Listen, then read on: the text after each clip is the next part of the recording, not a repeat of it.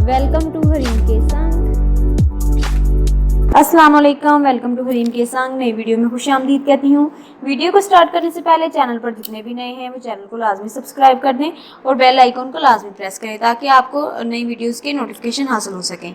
जी, आज मैं आपके साथ शेयर कर रही हूँ कि दीमक जो है वो आपके घरों में जितना भी वुड वर्क हुआ होता है उसको ख़राब करने में काफ़ी मददगार साबित हुई है। दीमक के लिए कोई ख़ास मौसम जो है वो है, ऐसा नहीं है कि किस ख़ास मौसम में ये लगती है, ये हर मौसम में लग जाती हैं।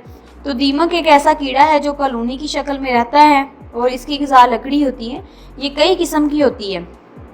आपको कैसे पता चलेगा कि ये आपके घर में जो है दीमक लग गई है? तो एक तो इसकी निशानी ये होती है वाज़िया कि ये दीवारों पर मिट्टी की शक्ल में एक लंबी बारीक नालियों की शक्ल में या झाड़ियों की शक्ल में होती है, नज़र आती है। तो इसका मतलब है कि वो मिट्टी की तरह की वो नाली सी होती है, नालियाँ सी बारीक सी बनी होती हैं, जिससे पता चलता है कि ये दीमक लगी हुई है। इसके अलावा दरवाजे हों लकड़ी के या खिड़कियाँ हों, अगर वहीं कहीं से उसका रंग फूल गया हो तो ये भी उसकी निशानी है कि अंदर से ही जो है वो दीमक जो है लकड़ी को खा रही है। या फिर एक ऐसे हो सकता है कि आप जहाँ पे यानी कि आपको लगे दरवाजे खिड़कियाँ मतलब उसका वो फूल गई हैं, थोड़ी सी उभरी हुई हैं, तो आप वहाँ पर अगर उसको बजा के देखें तो आपको पता चल जाएगा, उसमें से खोखली आवाज़ निकलेगी। जब खोखली आवाज़ निकलेगी तो इसका मतलब है कि दीमक अंदर लगी हुई है और ये आपकी लकड़ी को, दरवाज़ों को, खिड़कियों को ख़राब कर रही है। आज आपके साथ मैं शेयर करूँगी कि आप किस तरह दीमक लगी चीज़ों को किस तरह बचा सकते हैं दीमक से। तो पहला सबसे पहली टिप जो है वो ये है कि सूरज, जी दीमक लगी चीज़ को अगर आप धूप में रखेंगे तो इससे जो है वो दीमक जो है वो ख़त्म हो जाएगी, क्योंकि सूरज की रोशनी दीमक को बहुत ज़्यादा मुतासर करती है। अगर फर्नीचर में दीमक लग गई है तो इसे धूप में रख दें। उसकी अल्ट्रा वायलेट जो शुआएँ होती हैं, रेजिस होती हैं, वो दीमक को फर्नीचर से निकलने पर मजबूर कर देंगी। दूसरा है जी तरीका है कार्डबोर्ड ट्रैप। जो गत्ते होते हैं, गत्ते में सेलुलोज होता है जो दीमक खाती है।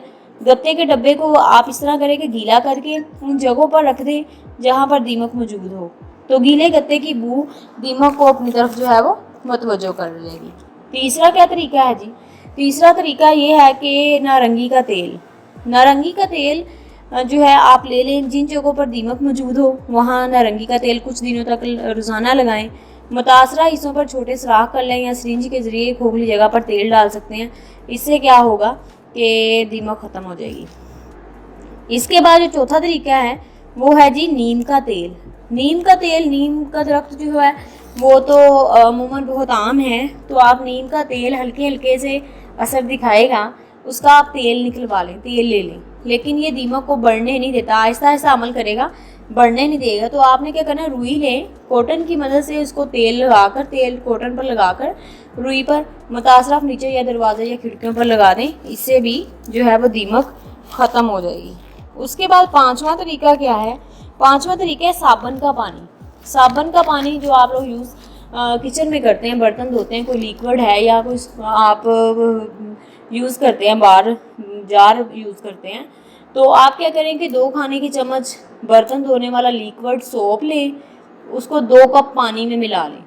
ये सॉल्यूशन स्प्रे बोतल में आप डाल लें और मुतासरा जगह पर इस स्प्रे को करें।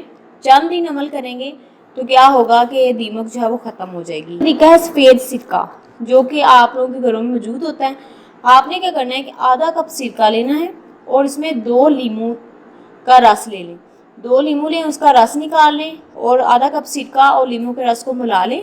ये एक सॉल्यूशन बन जाएगा। आप इस सॉल्यूशन को स्प्रे वाली बोतल में डालकर दीमक वाली जगह पर जो है उसका स्प्रे करें, तो दीमक से चंद रोज़ इस तरह करेंगे तो दीमक जो है वो खुद ब खुद ही ख़त्म हो जाएगी। उम्मीद करती हूँ कि आप इस वीडियो को लाजमी शेयर करेंगे, इसको लाजमी शेयर भी कीजिएगा और इसको लाइक भी कीजिएगा। अल्लाह हाफिज़।